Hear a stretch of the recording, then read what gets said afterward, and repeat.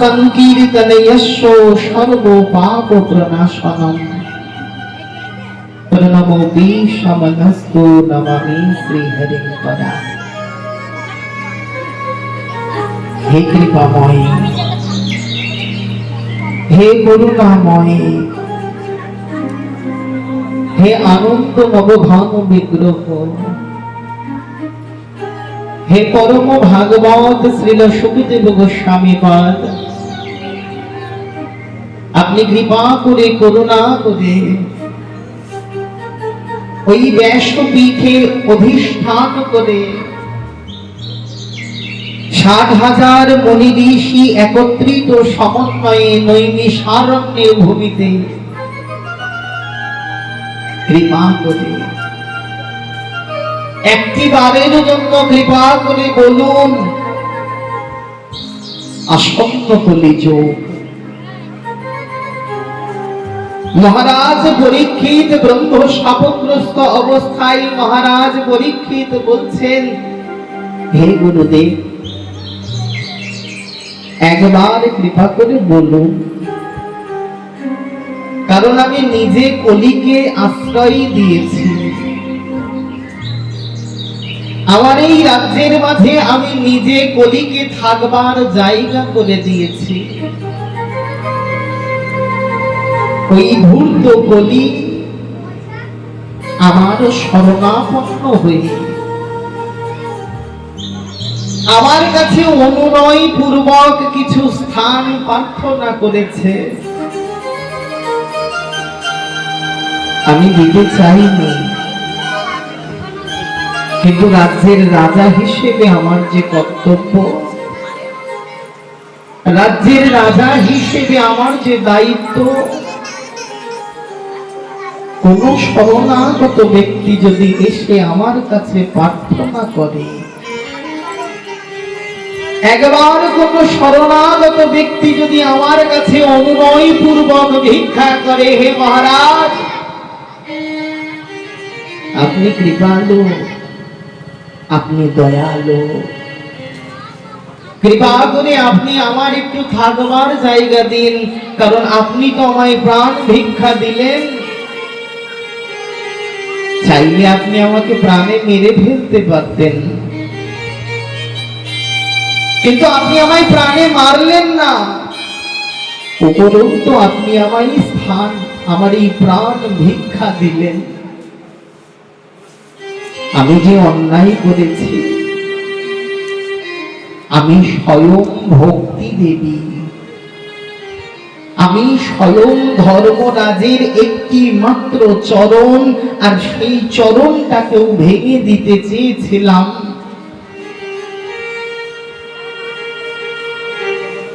একটি মাত্র চরণের উপরে দাঁড়িয়ে থাকা সেই বিশ্ব যা ধর্মের প্রতীক, আমি সেই একটি স্তম্ভকে ভেঙে দিতে চেয়েছিলাম,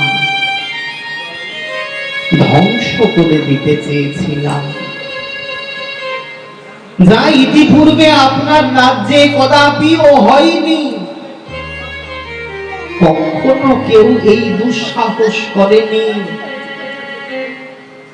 ধর্মময় রাজ্য প্রতিষ্ঠা করেছেন স্বয়ং যুধিষ্ঠির মহারাজ, আর সেই রাজ্যের দায়িত্ব, সেই রাজ্যের রাজ্যভার উত্তরসূরি হিসেবে আপনার উপরে অর্পণ করেছিলেন। ধর্মের সঙ্গে, সত্যের সঙ্গে, ন্যায়ের সঙ্গে আপনি সেই রাজ্য পরিচালনা করছিলেন।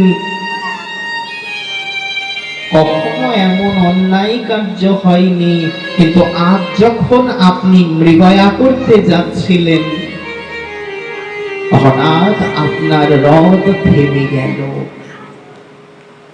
কেন থেমে গেল? মহারাজ পরীক্ষিত যা কোনোদিন তার রাজ্যে দেখেনি এমনই একটা অভূতপূর্ব ঘটনা, এমন একটা আশ্চর্য ঘটনা তিনি দর্শন করলেন। আর দেখা মাত্রই মহারাজ পরীক্ষিত তার রথটাকে দাঁড় করিয়ে দিলেন। রথটাকে দাঁড় করিয়ে দিলেন, রথের উপর থেকে দাঁড়িয়ে দাঁড়িয়ে দেখতে লাগলেন একজন ধূর্ত বেশধারী রাজ বেশ পরিধানকারী ব্যক্তি, তার হাতে একটা দণ্ড দ্বারা একজন বৃষ, যার একটি মাত্র চরণ। আমরা জানি সাধারণত বৃষ বা ষাঁড় তার 4টি চরণ হয়, কিন্তু ভাগবতের মহিমা কীর্তনের কাছে বলতে গিয়ে বলছেন যে বৃষটির একটি চরণ। তাহলে বাকি চরণ ছিল না? অবশ্যই ছিল। এই বৃষটি হচ্ছে ধর্ম, স্বয়ং ধর্ম, যিনি বিশ্ব রূপাশ্রয় করে, বিশ্ব অর্থাৎ ষাঁড়ের রূপ ধারণ করে সত্য থেকে পথ চলা শুরু করেছিলেন। একটা একটা করে চরণ তার ধ্বংস করে দিয়েছে কে? এই কলি। শুধু এ যুগে কলি তা নয়, সত্যতে সেখানেও কলি ছিল, ত্রেতায় কলি ছিল, দাপরে কলি ছিল, এবং অবশেষে এই যুগের মাঝে এসে দাপরের শেষ সন্ধিক্ষণ পরমেশ্বর ভগবান শ্রীকৃষ্ণচন্দ্র যখন লীলা অপ্রকট হলেন, গোলক ধামের দিকে যখন ধাবিত হলো, মেদিনী শূন্য কৃষ্ণ হারা হয়ে গেল, তখন কলি মনে মনে ভাবলেন ভগবান চলে গেছে, এবার সমগ্র রাজ্যটা, সমগ্র বিশ্বটাকে আমি গ্রাস করব, আমার দখলে থাকবে, আমার আধিপত্য চলবে, জগতের প্রতিটি জীব আমাকে আশ্রয় করবে, আর আমি তাদের সকলের অধিপতি হব। তাই তো একটি মাত্র চরণ,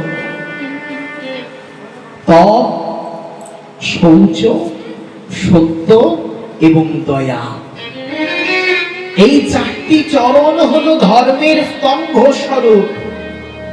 স্বয়ং ধর্ম, যার 4টি স্তম্ভ, এই 4টি স্তম্ভের ভিতরে সত্য চলে গেছে, তপ চলে গেছে, শৌচ চলে গেছে। নাই সত্য, নাই তপস্যা, নাই পবিত্রতা। অবশিষ্ট একটি চরণ, যা হলো দয়া, সেই দয়াটা রয়ে গেছে, ওই একটা চরণের উপরে দাঁড়িয়ে আছে। যেদিন ওই একটা চরণ ভেঙে যাবে, বললেন সেদিন পরিপূর্ণ কলি এসে আমাদেরকে গ্রাস করবে, আমরা সবাই রসাতলে তলিয়ে যাব। নিতাই গৌর হরি হরি বল। আমরা সেদিন একেবারে হারিয়ে যাব, ঘোর কলির অন্ধকারে আমাদেরকে গ্রাস করবে। মহারাজ পরীক্ষিত স্থান দিতে চাইনি, ওই বৃষটাকে প্রহার করছে দেখে মহারাজ পরীক্ষিত তাকে শাস্তি দিতে চেয়েছিলেন। একজন অসহায় দুস্থ ব্যক্তিকে তুমি এমন ভাবে প্রহার করছো, তোমার শাস্তি হওয়া উচিত, আর তোমার শাস্তি স্বরূপ আমি তোমাকে মৃত্যুদণ্ড প্রদান করব। তুমি যে অন্যায় করেছ, মৃত্যুদণ্ড যেই না দেবেন বলেছেন, সঙ্গে সঙ্গে ওই কলি হাত থেকে দণ্ডটাকে ফেলে দিয়ে ছুটতে এসে মহারাজ পরীক্ষিতের চরণ দুখানা জড়িয়ে ধরলেন, প্রভু গো মহারাজ, ত্রাহিমাম ত্রাহিমাম,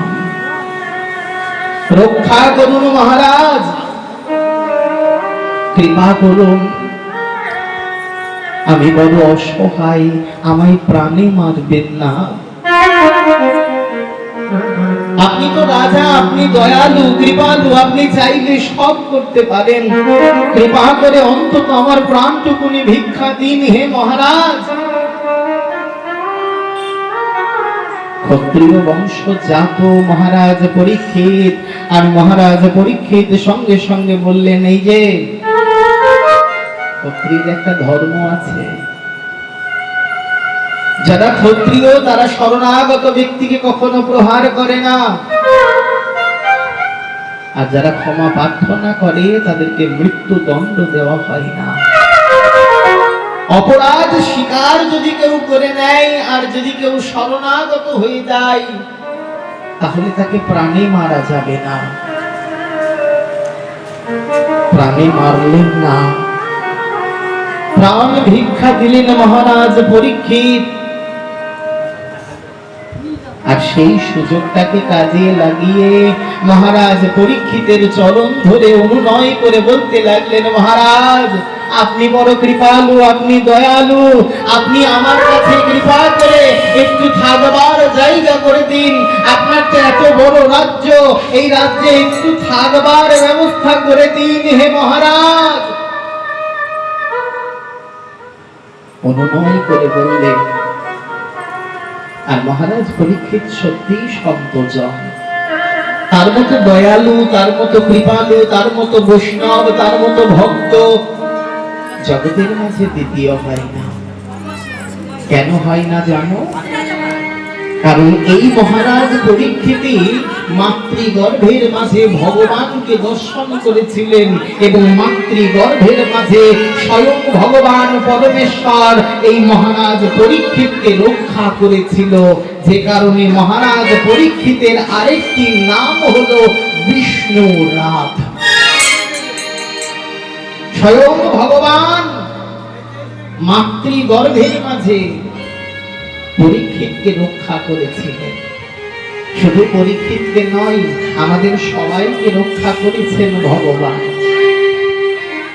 কিন্তু আমাদের মনটা এতটাই পরিবর্তন হয়ে গেছে, এতটাই বিষয় অনুমুখী হয়ে গেছে, এতটাই মায়া মোহ আসক্ত হয়ে গেছে যে আমরা ভুলে গেছি যে ভগবান আমাদেরকে রক্ষা করেছিলেন, তাই জগতের আলো আমরা দেখতে পাচ্ছি। আমরা এটা ভুলে গেছি। কিন্তু মহারাজ পরীক্ষিত এটা ভুলে নাই। মহারাজ পরীক্ষিত এটা প্রতিক্ষণে মনে রেখেছেন যে তিনি মাতৃগর্ভের মাঝে ভগবানকে দর্শন করেছিলেন। 18 দিনের যুদ্ধ চলছে, তো এই কুরুক্ষেত্রের যুদ্ধ চলাকালীন দুর্যোধন, দুঃশাসন, কৌরবগণ তারা সকলেই মনে মনে ভাবলেন, পাণ্ডবদের বংশে বাতি দেওয়ার মতো কাউকে রাখবো না, তাদের বংশটাকে সমূলে বিনাশ করা হবে। অশ্বত্থামা চলে গেলেন।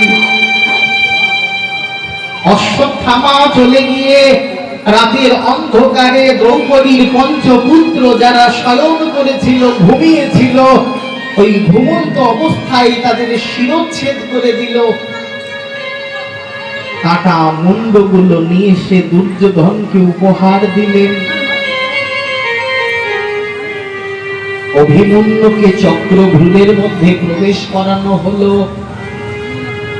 দিগভ্রষ্ট হয়ে অভিমন্যু সেই চক্রভূলের মধ্যেই পড়ে মারা গেল।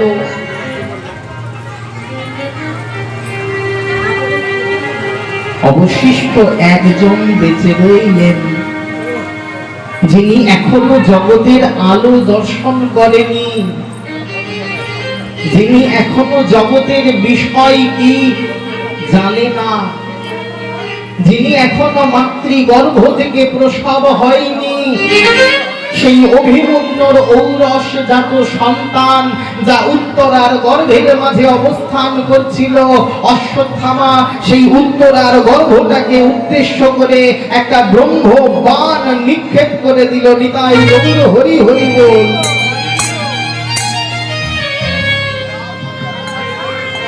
ব্রহ্ম বাণ নিক্ষেপ করে দিল, আর সেই বাণ উত্তরার গর্ভকে স্পর্শ করবে। এমত অবস্থায় অসহ্য শূল বেদনা, অসহ্য যন্ত্রণা সহ্য করতে না পেরে উত্তরা দুটো বাহু প্রসারিত করে ত্রাহি মাম ত্রাহি মাম ত্রাহি মাম পুণ্ডরী কাক্ষ, রক্ষা করো, রক্ষা করো মামা, রক্ষা করো, রক্ষা করো বলে যখন চিৎকার করলেন, সঙ্গে সঙ্গে সেই ধ্বনি, সেই আর্তনাদ ভগবানের কর্ণে গিয়ে প্রবেশ করল।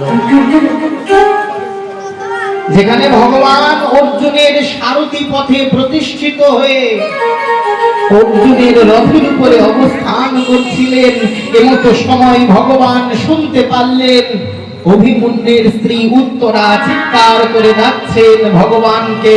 ভগবান থাকতে না পেরে একেবারে সোজা ছুটে চলে গেল উত্তরার সম্মুখে। উত্তরার গর্ভে সেই যন্ত্রণা তীব্র বেদনা থেকে উত্তরাকে মুক্তি দেবার জন্য ভগবান উত্তরার গর্ভের ভিতরে প্রবেশ করলেন। একেবারে বৃদ্ধাঙ্গুষ্ঠীর সমান এতটুকুনি একটা ক্ষুদ্র অণুর মতো রূপ ধরে ভগবান উত্তরার গর্ভে প্রবেশ করলেন। আর প্রবেশ করে দেখলেন সেই গর্ভজাত সন্তানকে।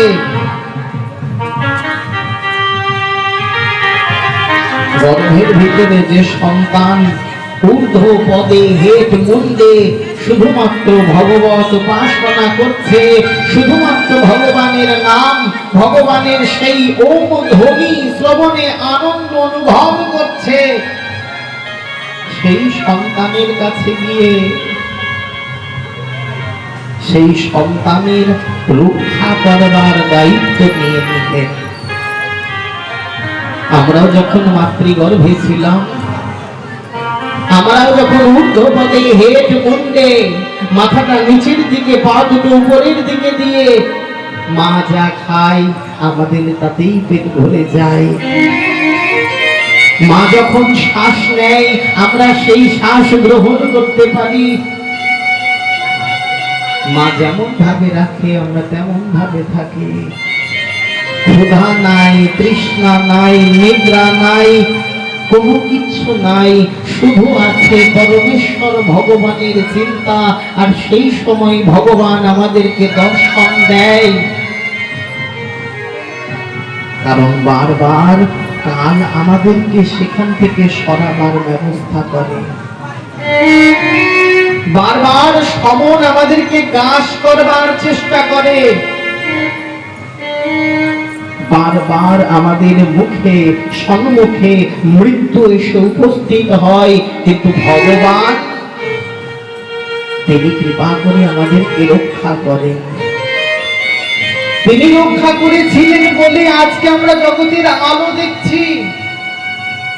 এই জগতের মাঝে আমরা সমস্ত রকমের সুবিধা অনুভব করছি।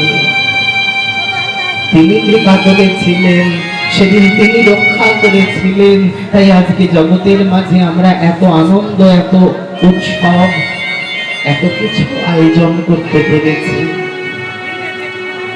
যদি তিনি রক্ষা না করতেন তাহলে আমাদের সেদিনই ভবের খেলা সাঙ্গ হয়ে যেত, এই ভবের আলো সেদিন আর দেখা হতো না। মহারাজ পরীক্ষিতকে যখনই রক্ষা করলেন চতুর্ভুজ ভগবান শ্রী বিষ্ণু, গর্ভের মাঝে মহারাজ পরীক্ষিত শ্রী বিষ্ণু ভগবানকে দর্শন করলেন। শঙ্খ চক্র গদা পদ্মধারী ভগবান স্বয়ং তাকে রক্ষা করছেন চতুর্বাহু প্রসারিত করে।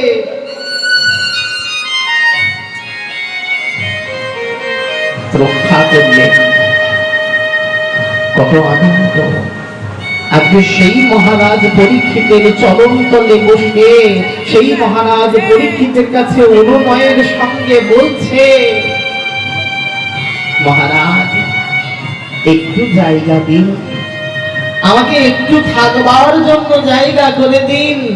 মহারাজ আর না থাকতে পেরে তার হৃদয়ে করুণা এসে যখন উপস্থিত হলো, মহারাজ সঙ্গে সঙ্গে বললেন, ঠিক আছে বেশ, তোমায় জায়গা দিলাম। দুর্গম পানম স্ত্রীণম শ্রুণা, দুর্গম পানম স্ত্রীণম শ্রুণা। মহারাজ পরীক্ষিত কলিকে যে 4টি জায়গা দিয়েছিল, ভাগবত বলছেন প্রথমে মহারাজ পরীক্ষিত কলিকে 4খানা জায়গা দিয়েছিল। এই 4-এর মধ্যে প্রথম হচ্ছে দুর্গম, মানে দ্রুত ক্রিয়া, যাকে আমাদের ভাষায় জুয়া খেলা বলা হয়। দ্রুত ক্রিয়া, পানম মদিরা পান করা, স্ত্রীয়ম পরস্ত্রী গমন করা, এবং শ্রুণা প্রাণী হিংসা করা। এই 4টি জায়গা মহারাজ পরীক্ষিত দিয়েছিলেন। যাও, এই যে রাজবেশধারী, এই 4টে জায়গা আমি তোমায় দিলাম, এই 4টে জায়গায় তুমি থাকবে, এর বাইরে কিন্তু অতিক্রম করবে না। যেই না বলেছেন, সঙ্গে সঙ্গে বললেন, মহারাজ মহারাজ আপনি বড় কৃপালু, আপনি বড় দয়ালু, কিন্তু দুঃখের বিষয় কি জানেন মহারাজ, আপনি যে 4টি জায়গা আমাকে দিলেন, সেই 4টে জায়গার মধ্যে কোনোটাই যে আপনার রাজ্যে নাই। আপনি 4খানা জায়গা দিয়েছেন, দুর্গম পানম স্ত্রীয়ম শ্রুণা, 4খানা জায়গা দিলেন, কিন্তু দুঃখের বিষয় আপনার রাজ্যে এই 4টে জায়গা কোথাও নাই। আপনার রাজ্যে সব ভক্তজন, সন্তজন, বৈষ্ণবজন থাকে। কারণ মহারাজ যুধিষ্ঠির এই রাজ্যটাকে যখন স্থাপন করে, তখন এই রাজ্যটার নামকরণ করেছিল ধর্মরাজ্য। আর সেই ধর্মরাজ্যের রাজা হলেন আপনি। এই রাজ্যে অধর্ম হয় না, এখানে কেউ জুয়া খেলে না, এখানে কেউ মদিরা পান করে না, এখানে কেউ প্রাণী হিংসা করে না, এখানে কেউ পরস্ত্রী গমন করে না। মহারাজ আরেকটু জায়গা দিন, আরেকটু জায়গা। বললেন বেশ। তুমি যখন এত করে অনুনয় করছো, বললেন যাও সুবর্ণম,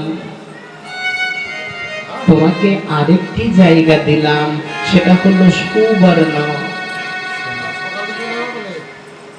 এই সুবর্ণের দুটো অর্থ হয়, এক সুবর্ণ মানে হলো সোনা, আর এক সুবর্ণ অর্থাৎ 5 ভাগে বিভাজন করেছেন ভাগবতের যারা টিকাকার। তারা বলছেন সুবর্ণ মানে অনেক কিছু হয়। কি হয়? মদমত্ততা হয়। সুবর্ণ মানে মদমত্ততা, সুবর্ণ মানে অহংকার, সুবর্ণম মানে হিংসা, আবার সুবর্ণম মানে চুরি করা, আবার সুবর্ণম মানে অন্যের প্রাণ হানি করা। অর্থাৎ